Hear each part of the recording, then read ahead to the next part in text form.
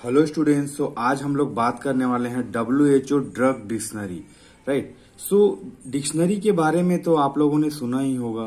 Dictionary माने होता है शब्दकोश। राइट। सो जब हम शब्दकोश की बात करते हैं जहां पे शब्दों को अर्थ के बारे में लिखा जा रहता है, उसको एक अल्फाबेटिकल ऑर्डर में जमा के हर छोटे छोटे शब्द का क्या मीनिंग हो सकता है, कैसे एडजेक्टिव हो सकता है, वो सब के बारे में उसमें दिया गया रहता है। ठीक है। तो इसमें जब हम बात करते हैं तो world health organization drug dictionary. Right. So जो WHO है, वर्ल्ड हेल्थ ऑर्गेनाइजेशन है, जो इंटरनेशनल गवर्निंग बॉडी है, वह ड्रग के नाम को, ड्रग के पहचान को, ड्रग के आइडेंटिफिकेशन को कंपाइल करके रख पाने में यह एक डिक्शनरी बनाया जाता है। तो आइए समझने की कोशिश करते हैं क्या है drug dictionary. The WHO drug dictionary is a comprehensive reference tool containing standardized information on medications, including their name, ingredients, and classifications, used globally for pharmacovigilance and healthcare purposes. Right. So यह एक WHO drug dictionary एक comprehensive reference tool है। ठीक है। इससे पता चलेगा कि एग्जैक्टली वो ड्रग का नाम क्या है, वो ड्रग का मतलब क्या है। ठीक है।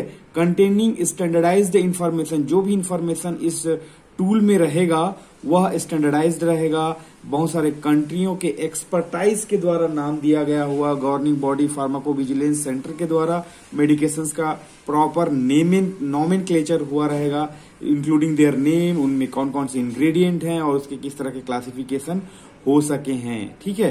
वो जो कि ग्लोबली यूज होगा, पूरे विश्व में, पूरे सारे कंट्रियों में यूज होने वाला यूज होगा। किसके लिए? फार्माकोविजिलेंस के लिए और हेल्थ केयर पर्पजेस के लिए। तो एग्जांपल के लिए हम यहाँ पे देखते हैं ड्रग डिक्शनरी में, जैसे कि आइबुप्रोफिन जो कि एक एनाल्जेसिक ड्रग है। तो आइबुप्रोफिन का कोडिंग कैसे हुआ रहेगा? इसमें जो है 3 पार्ट रहते हैं, जैसे कि आप यहाँ पे देख सकते हैं 001, 092, यहां तक एक हो गया, 01 फिर स्पेस 001, ये एक ड्रग कोड है। राइट। ये फॉर एग्जांपल अगर इसी ड्रग कोड को अगर trade name for example Advil एक ड्रग का नाम है जो कि आइबुप्रोफिन उसमें रहता है। तो जब एडविल के लिए कोई कोड बनाया जाएगा तो उसमें यही सब सारे डिजिट वही रहेंगे, 001, 092 स्पेस 01 स्पेस A3D, यहाँ पे 001 के जगह में A3D आ जाएगा, है ना। तो यह जो है जो 11 अल्फा न्यूमेरिक कोड होता है, यहाँ पे आप देख सकते हैं 1 2 3 4 5 6 7 8 9 10 11 अल्फा न्यूमेरिक कोड जो 3 पार्ट में बटा हुआ होता है। ड्रग रिकॉर्ड नंबर जो कि ये पहला नंबर होता है 001, 092, ये ड्रग रिकॉर्ड नंबर है। दूसरा sequence number 1 and sequence number 2।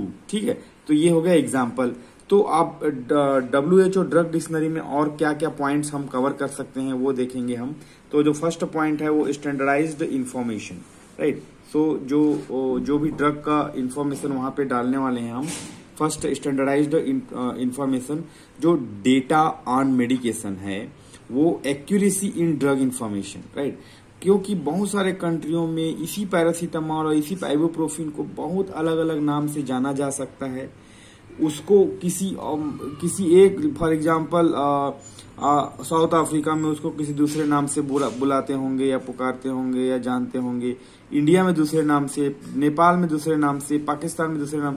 तो ये जो WHO ड्रग डिक्शनरी है ये एक एक्यूरेसी प्रदान करता है, एक तरह का मतलब जो ड्रग का जो नाम है वो जो भी नाम से उस डिक्शनरी में लिखा रहेगा पूरे कंट्री में उस ड्रग को उसी नाम से जाना जाएगा अगर हम इस डिक्शनरी को इस्तेमाल कर रहे हैं तो। ठीक है। इसलिए स्टैंडर्डाइज्ड इंफॉर्मेशन यहाँ पे रहेगा। दूसरा मेडिकेशन नेम। अब wide range of name used internationally, वही बात मैं कर रहा था ना कि मतलब अगर पैरासीटामोल तो चलो वो तो एक मतलब स्टैंडर्डाइज्ड नेम है, लेकिन उसको एंटीपायरेटिक या बुखार कम करने वाला या टेम्परेचर रिड्यूसर, बहुत सारे अलग सिनोनियम्स के नाम से पुकारा जा सकता है ना। तो इसको ये अलाउइंग इजी आइडेंटिफिकेशन, जो मेडिकेशन का नाम रहेगा अगर इस डिक्शनरी में लिखा रहेगा, क्योंकि WHO एक इंटरनेशनल बॉडी है, आइडेंटिफाई इजी हो जाएगा। अगर कोई एडवर्स ड्रग रिएक्शन हो जाता है किसी कंट्री में तो उसको जब फार्माकोविजिलेंस में रिपोर्ट किया जाएगा तो दूसरे कंट्री वाले भी समझेंगे कि हाँ आइबुप्रोफिन की वजह से ही एडवर्स ड्रग रिएक्शन हुआ है, ना कि पैरासीटामोल की वजह से। तो आइडेंटिफिकेशन इजी हो जाएगा एक नाम के होने से। ठीक है। इंग्रेडिएंट्स, सो जो भी कंपोजिशन है पर्टिकुलर ड्रग में, है ना, कोई मेडिसिन में पोटेंशियल इंटरैक्शन अगर हो सकता है, तो वो सब के बारे में यह मतलब कंफ्यूजन क्रिएट नहीं होगा और एक ही ड्रग को समझा जाएगा। ठीक है। क्लासिफिकेशन, जैसे कि हम WHO ड्रग डिक्शनरी में drugs are categorized according to various classification systems. For example therapeutic class, anatomical therapeutic chemical classification, ATC classification, ये हम पढ़ चुके हैं, है ना, ये सब फार्माकोलॉजिकल क्लास। सो इनके मुताबिक उन ड्रगों को अरेंज किया जाता है किसमें, WHO ड्रग डिक्शनरी में, और जिससे इस ड्रग को पहचानने में, उसका आइडेंटिफिकेशन करने में, उसके कंपोजिशन, उसके इंग्रेडिएंट, उसके नाम में पूरी क्लैरिटी आ जाती है इसके वजह से, है ना। फिर उसके बाद ग्लोबल यूज की जब हम बात करते हैं तो ड्रग सेफ्टी मॉनिटरिंग और रेगुलेटरी पर्पजेस, ये सब में जो इस्तेमाल होने वाला जो है, जो हम नाम और उसके कोड को इस्तेमाल करेंगे, उससे बहुत हद तक कंफ्यूजन नहीं होता है। ठीक है।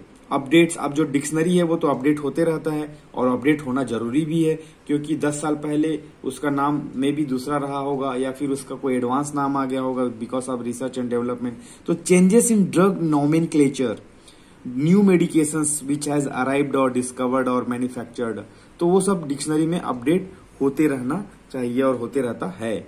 एसेसिबिलिटी बहुत इंपॉर्टेंट है, क्योंकि जब तक वो ड्रग का एसेसिबिलिटी सारे हेल्थ केयर प्रोफेशनल्स को, रिसर्चर्स को, रेगुलेटरी एजेंसीज को, स्टेक होल्डर्स को रहेगा, एक वन प्लेटफॉर्म में एक वन स्टैंडर्डाइज्ड स्क्रिप्चर और मे बी द डिक्शनरी अगर है तो कोई भी कंफ्यूजन नहीं होगा और सारे जगह रिसर्चर्स भी उसको उसी नाम से जानेंगे, रेगुलेटरी एजेंसीज भी उसके नाम से जानेंगे, स्टेक होल्डर, तो एक कंफ्यूजन नहीं होगा कि बात किस ड्रग के बारे में बात हो रही है।